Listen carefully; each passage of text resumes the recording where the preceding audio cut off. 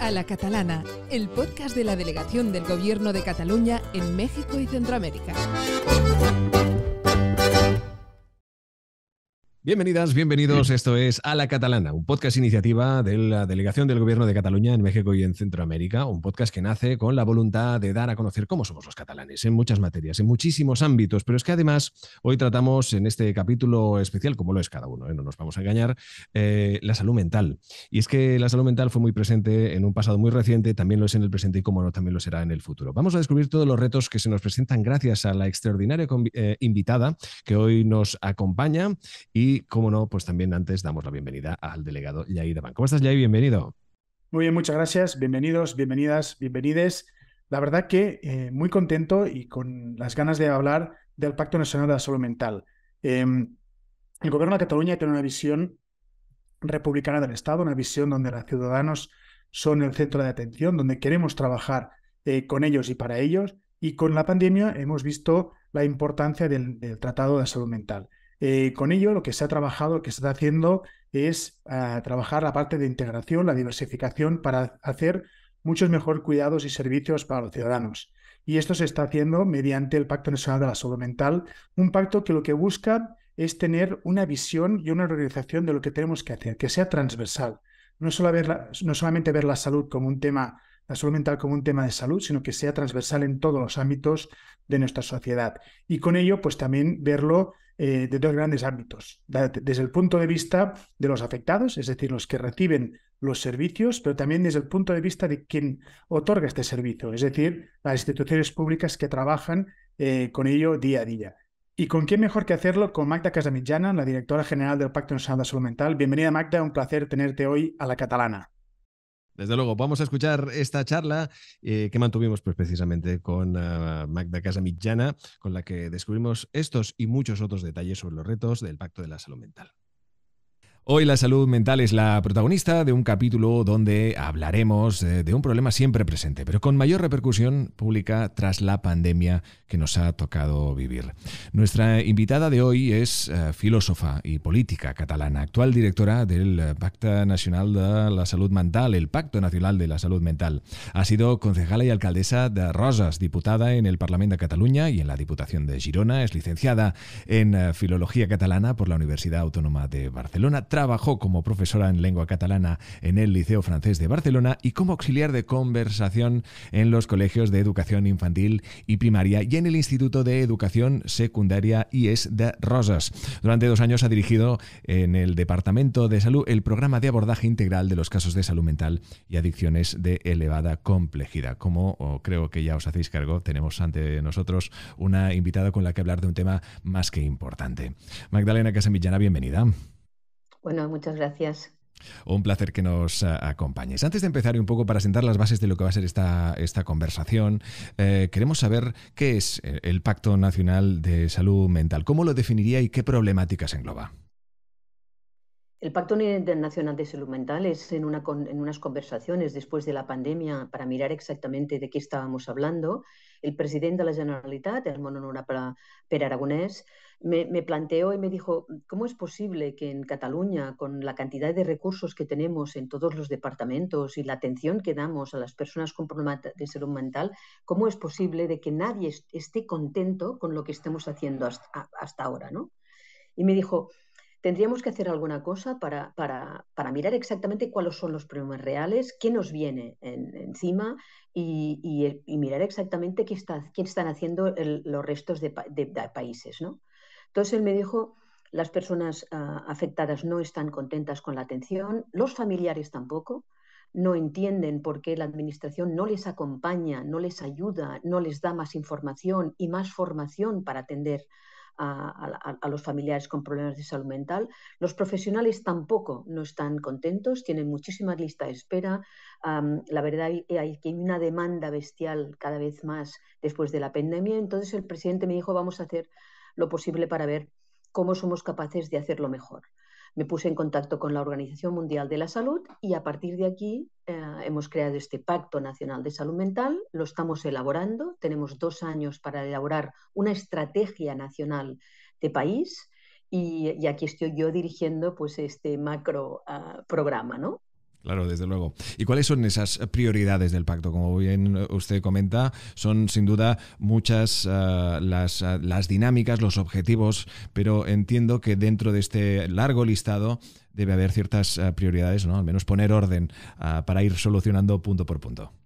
Sobre todo poner orden, y entonces la Organización Mundial de la Salud decide y dice ya a todos los países miembros y todos aquellos países que pretendan ser países reconocidos en problemática de salud mental, dice que tenemos que hacer sí o sí un cambio bastante importante, para no decir muy importante, que es que las personas con problemas de salud mental no tienen que estar institucionalizadas, que no tienen que vivir en ningún hospital, que todas las camas de larga estancia que tenemos aquí, que son sobre unas 2.000, tienen que desaparecer, y que lo que tenemos que hacer como país es sí o sí que la persona con un problema de salud mental, sea leve, sea grave o sea crónico, pueda vivir su vida dentro de la comunidad. Esto es un cambio de paradigma muy importante porque no estábamos acostumbrados y, por lo tanto, tener una xarxa de salud mental sanitaria importante, en estos momentos una inversión de 541 millones de euros para la atención especializada sanitaria, pero en cambio solo 69 millones de euros para lo que es la recuperación dentro de la sociedad, como pueden ser clubes sociales o programas prelaborales o la atención a su propio domicilio para que la persona con un problema de salud mental pueda seguir viviendo en su casa, o cómo hacemos para que las personas busquen o encuentren trabajo, cómo los problemas de salud mental no tienen por qué apartar a una persona de sus estudios universitarios, de sus estudios primarios, de hacer cualquier otra acción de formación profesional, y por lo tanto lo que nos pide es tenemos que ser un país proactivo y que por lo tanto tenemos que generar sí o sí oportunidades para todo el mundo, y que además tenemos que ir a buscar a las personas que tienen un problema de salud mental y no esperar a que ellos vengan a nosotros. Este es el gran reto, este es el gran reto. Luego, por descontado, en temas de prevención, promoción y lucha contra el estigma, en este momento con todos los departamentos hacen un poco lo que pueden, pero no hay desde el país unos propósitos claros de cómo hacer esta prevención y promoción. Los derechos de las personas con problemas de salud mental, la OMS nos dice que es una prioridad, que el país no puede ya en ningún caso ejercer o hacer alguna acción política que no tenga en cuenta los derechos fundamentales que se aprobaron en el 2006 de las personas con problemas de salud mental, ¿no? Estas son las dos más importantes. A partir de aquí hay muchas más, ¿no? Pero cambio de paradigma, por lo tanto, cambiar y hacer que la persona se sienta ciudadana y con los mismos derechos es el mayor reto que tenemos en este momento. Desde luego el reto es mayor. En este aspecto también nos gustaría saber desde su experiencia, ¿no? En ese aspecto, en el ámbito profesional, ¿cómo debería ser el plan ideal de abordaje de la salud mental? Aquí, sobre todo aquí en Cataluña, tenemos muy claro que los ayuntamientos son la fuerza administrativa más próxima y que son los ayuntamientos los que generan todas estas actividades o cursos o proyectos sociales de actividad. Entonces, tendríamos que explicar a los ayuntamientos cuál es su papel, explicar a las asociaciones cuál es su papel, y también a las personas que tienen un problema de salud mental. Exacto. ¿Cómo hacemos que la comunidad sea una comunidad activa para que la persona con un problema de salud mental pueda, con los supports necesarios, poder vivir, ¿no? Entonces, por ejemplo, que en un barrio, en una ciudad, un pueblo pequeño, si hay una biblioteca, pues que clarísimo tengan que por el 95% de la población se pueden hacer exactamente, pero que hay personas que tienen problemas de salud mental que pueden ir absolutamente a la biblioteca, que por lo tanto la bibliotecaria sepa cuáles son los problemas que se puede encontrar y por lo tanto seguramente en los primeros días necesitará mucha más ayuda.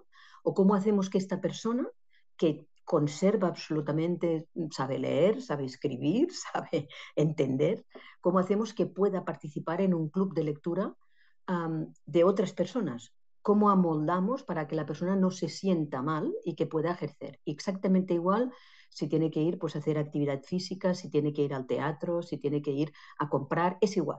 Es decir, esto es lo ideal, cómo los barrios, los pueblos, las ciudades son educadoras y educadas para convivir y hacer que la convivencia con una persona de salud mental sea lo mejor posible. Y no como ahora, que somos un país que ponemos una X en la cabeza de la persona porque tiene un problema de salud mental y le decimos, te vamos a pagar un tanto, pero tú ya no formas parte, no puedes trabajar, no puedes querer, no puedes ir, no puedes hacer. Este estigma y esta manera de hacer la tenemos que romper. Por lo tanto, importantísimo que todos los departamentos de la Generalitat, Cultura, Educación, Justicia, Salud, todos tengan un protocolo de atención sobre estas personas, ¿no? Que no cada uno vaya a la suya, sino que veamos a la persona como un todo, desde que se levanta hasta que se va a dormir, que pueda hacer exactamente lo mismo que una persona que no tiene un problema de salud mental, con las ayudas necesarias.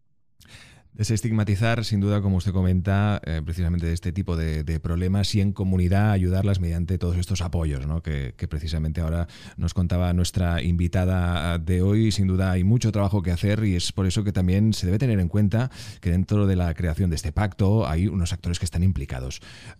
¿Cuáles son en concreto y cuándo estará listo dicho pacto? El pacto tiene 3 años de vida, pero no es un pacto, es elaboración del pacto. Hemos de ser capaces, antes de finales del 24, de presentarle al presidente de la Generalitat, al Gobierno y al Parlament de Catalunya, y después de hacer todo el trabajo, ahora os explicaré con quién, de presentar una estrategia nacional de salud mental como sistema. Tengo 2 años. Mientras tanto, no solo estamos filosofando, sino que vamos poniendo y consolidando algunos proyectos que ya pueden estar y pueden formar parte de la estrategia. Y así hacemos un poco ir haciendo para que las cosas pasen y no esperar aquí 2 años a empezar a hacer cosas. Hemos creado para esto una mesa, una taula que decimos nosotros, una taula del Pacto Nacional de Salud Mental, en lo que están representados todos los sectores del sistema, todos, es decir, el gobierno por descontado, pero los colegios especializados de psicólogos, psiquiatras, educadores sociales, trabajadores sociales, terapeutas ocupacionales, por descontado todo lo que son, aquí tenemos consejos nacionales de juventud, de personas mayores, de mujer o de infantil y juvenil, que también participan en la mesa del pacto. El síndic de Greuges, que es el defensor del pueblo, también participa. Tenemos también una comisión ética indispensable para que nos guíe y nos vaya ayudando a hacer todas las acciones posibles.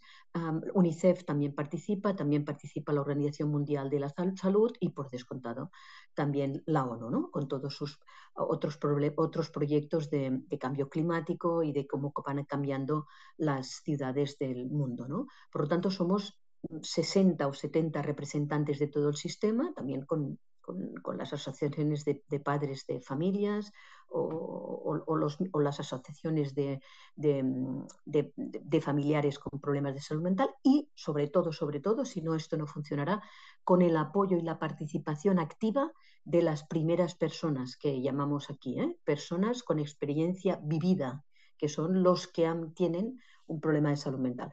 Entre todos vamos a hacer unos grupos de trabajo y vamos a mirar exactamente cómo vamos resolviendo cómo tiene que ser esta estrategia nacional de salud mental. Por lo tanto, con mucha participación, si no, no tendría sentido, y sobre todo con la aprobación y más que con la aprobación, con el acompañamiento continuo de la Organización Mundial de la Salud, con la que hemos hecho un convenio para que nos ayude a hacer todos estos pasos para llegar a la mejor estrategia de país que podamos. ¿Y qué valoración hace, señora Casamitjana, de la red actual de atención a la salud mental en Cataluña? Yo creo que somos uno de los referentes mundiales en lo que es atención a la salud sanitaria, desde el punto de vista de sanitario, que son estos 541 millones en que hay la salud primaria en los CAPs, la primera, que después tiene una relación directa con la especializada, con servicios hospitalarios, luego con servicios de recuperación comunitaria, con hospitales de día, con atención especializada a la persona, también con equipos de crisis infantil y juvenil, también un equipo de crisis para la elevada complejidad. Es decir, estamos muy bien. Es verdad que seguimos con listas de espera. El problema que tiene Cataluña en este momento es que no está coordinado todo el resto. Cuando un niño con un problema de salud mental o un joven con un problema de salud mental que tenga trastorno de conducta, por ejemplo, el colegio lo expulsa porque se ha portado mal. Pero no tienen idea si este chaval irá a su casa, si hay alguien en su casa y qué pasará. O se irá a la calle y estará viviendo en la calle o estará consumiendo, etc. Lo mismo con cuando una persona tiene un problema de salud mental y se está ingresado. Después nadie pregunta, pero tú ¿con quién vives? ¿Tienes desayunar, comer y dormir? Es decir, necesitamos complementar a la persona que tiene un problema de salud mental con todo el resto de actuaciones que tenemos y recursos de trabajo, de educación, muchas veces de cultura, muchas veces de ocio. Si no les acompañamos, si no les decimos cuáles son los recursos que necesitan, los perdemos. Se van a casa, se quedan sentados, porque la enfermedad de salud mental muchas veces así lo propicia, me quedo sentado, no hago nada. Esto es lo que estamos intentando, que funcionen los clubes sociales, que funcionen los prelaborales, que tengamos oportunidad de trabajo o, si no puede ser de trabajo, de actividad ciudadana para estas personas. Esto es lo que nos va a costar más, porque tenemos muchos recursos, pero no se hablan entre ellos y no se coordinan entre ellos. Y a una persona con estas problemáticas, sea un crónico de toda la vida o un momento dado que una persona tiene una depresión mayor y se tiene que estar 6 o 7 meses en casa porque tiene esta depresión, etc. Pero nadie le ayuda luego a volver a su nivel. El día que le dan el alta, se presenta en una clase de primero de eso de aquí con 40 chavales y con 8 horas de trabajo, ¿no? A ver, ¿cómo entendemos los que estamos haciendo esta estrategia cómo y viven estas personas y qué necesidades tienen para poder sobrevivir o convivir con el resto de la ciudadanía? Claro, evidentemente cada una de estas personas tiene una historia detrás, tiene una vida, un entorno social que puede ser que desconozcamos y que evidentemente debemos adaptar para poder ayudarlos en todo lo posible, ¿no? Como es muy lógico. La siguiente pregunta es, o puede parecer una obviedad, está claro que con la pandemia se ha agravado, o puede que no lo sé, o quizá ha servido para visibilizar todo este problema o toda esta problemática que estamos tratando aquí de salud mental. Sí, se ha visibilizado porque la pandemia no solo ha provocado que nos tuviéramos que encerrar, sino que muchísima gente ha perdido el trabajo, muchísima gente ha dejado de actuar desde el punto de vista social con el resto de la sociedad, y el gran problema ha sido sobre todo los jóvenes y los niños, ¿no? Que después de la pandemia, que muchos han vivido solo estos momentos, han surgido en todo el mundo, yo creo, problemas sobre todo de incapacidad de reconocer lo que está pasando, miedo, reconocer de primera mano que existe la muerte, que te puedes morir, es igual, que ya no hace falta que tengas un cáncer, sino que tienes la muerte muy, muy cercana, que has dejado de tener los referentes que siempre tenías y has tenido que interlocutar con una máquina para hacerlo. Y esto ha provocado, sí, muchísimos problemas de salud mental, que lo que han hecho es agravar la situación. La situación ya era compleja, pero estaba escondida. La situación existía, pero lo de la salud mental aún no era una cosa normal. Hemos visto muchísimas películas, tenemos una cantidad de imágenes que nos dicen que las personas de salud mental son violentos, son malos, son diferentes. Bueno, poco a poco esto, después de la pandemia, la verdad es que la gente ha empezado a abrirse y a decir que, ¿vale? Que tienen un trastorno o que tienen un malestar, ¿no? Por lo tanto, sí, mucha más demanda, no sobre la gravedad, pero sí, por ejemplo, tenemos problemas con las niñas, sobre todo con trastornos de conducta alimentaria. Ellas en unas ciertas edades, de 12 a 15 años, se ha multiplicado casi por el 25% de lo que teníamos, o un 50% de lo que teníamos, expresan su malestar a través de no comer. a través de no comer. Y aquí tenemos un problema grave, como también los intentos de suicidio, que también han aumentado mucho en personas jóvenes, con la incapacidad de asumir o la incapacidad de tener a alguien que les escuche y que les explique. Tenemos estas consecuencias que estamos entumant, haciendo lo posible para atender.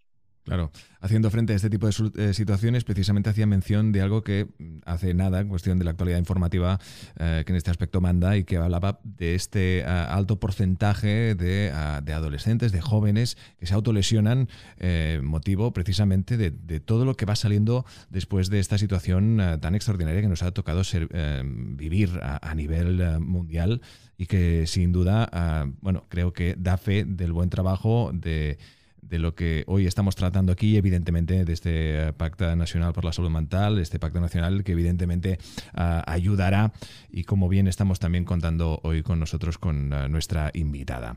Precisamente el hecho de que se visibilice más puede ser que también esté ayudando a que se desestigmatice, ¿o aún queda mucho por hacer?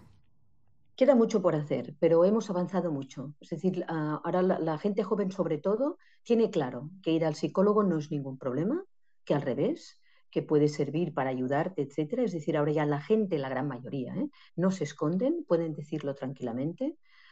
Los casos más complejos, ha habido, yo creo que aquí en Cataluña, y no sé si en el resto del mundo, un malentendido de asociar el malestar emocional en un momento determinado con un trastorno mental.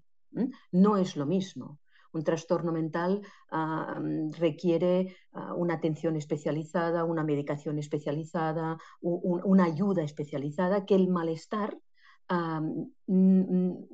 requiere otro tipo de tratamiento, no tan medicalizado.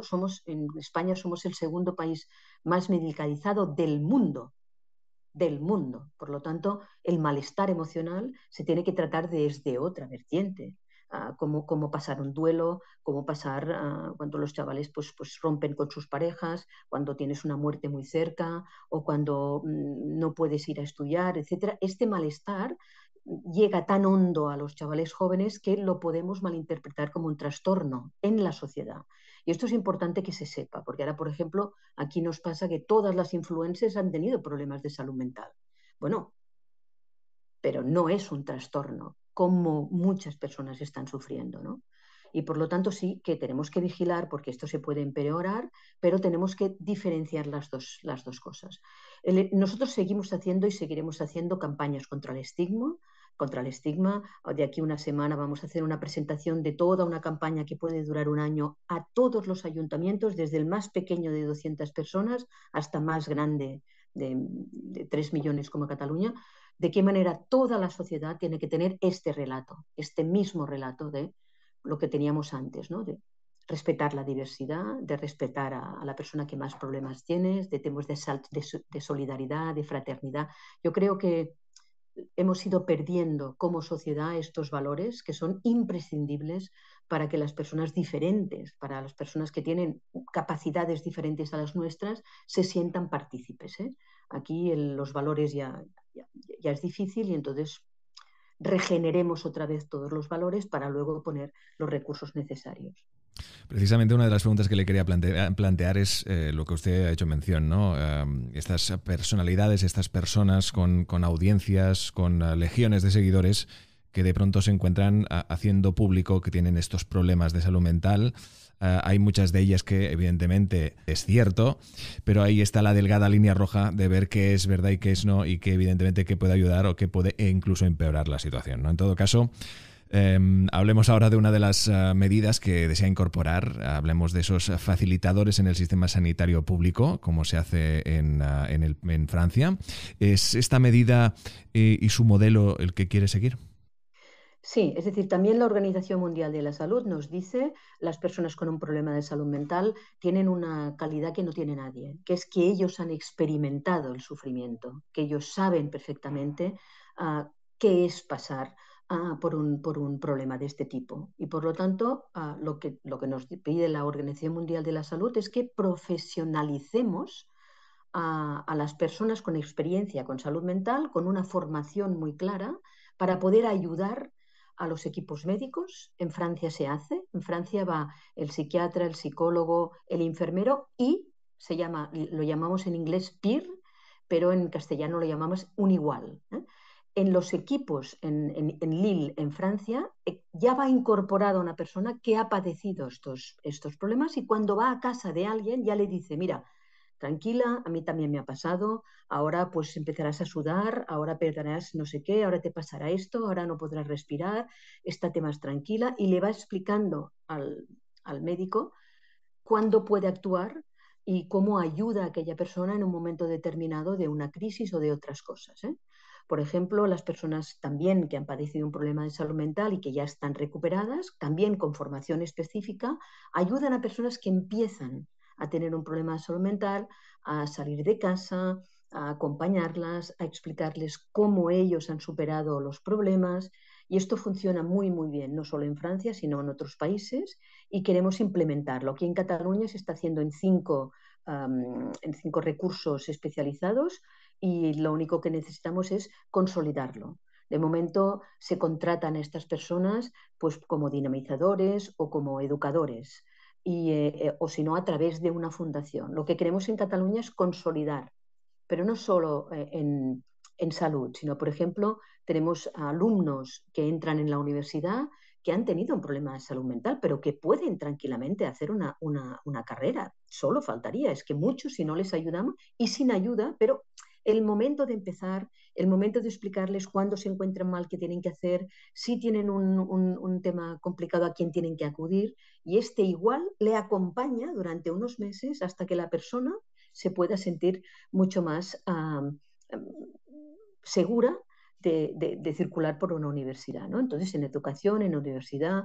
en muchísimos otros, los peer, los iguales, creemos que es una manera de fortalecer la autoestima de la persona que ha tenido un problema de salud mental, que seguramente no podrá hacer muchas cosas, pero sí, con su experiencia, podrá ser muy útil a la sociedad, que es lo que les interesa, lo que quieren. Ellos quieren formar parte de la sociedad y ser útiles. Y así, pues, encima, en lugar de decirles aquí tienes una paga, pues me vas a ayudar a que otras personas puedan salir del pozo como has hecho tú.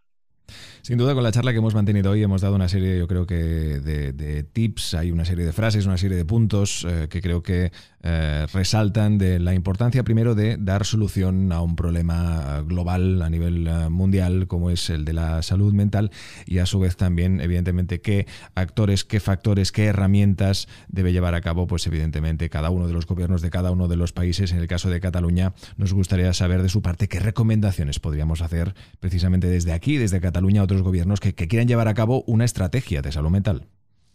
Lo del Pacto Nacional de Salud Mental, lo de pensar, mirar exactamente qué hay, qué nos dice la OMS y hacia dónde tenemos que ir, es imprescindible. Yo la verdad es que lo aconsejo porque ha sido una experiencia en que todo el mundo se ha sentado en la misma mesa y que desde diferentes puntos de vista hemos podido ver que la persona tiene que vivir durante todo el día y que por lo tanto tiene que tener los recursos necesarios para poder convivir como un ciudadano. Es verdad que también nos encontramos que los problemas de salud mental no son los propios de ADN de la persona, sino que influye muchísimo dónde vives, con quién vives y qué oportunidades tienes.